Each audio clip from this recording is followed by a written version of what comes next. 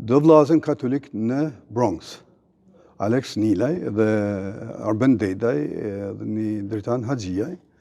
Ata udhëheqën një shoqat humanitar që është Open Hand Inc. Okay? Ata punojnë në Bronx.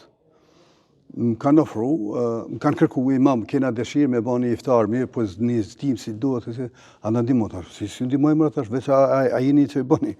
Kemi pa iftarën e parë, prej vllazëve katolik, e kanë ushtru për muslimant në Bronx.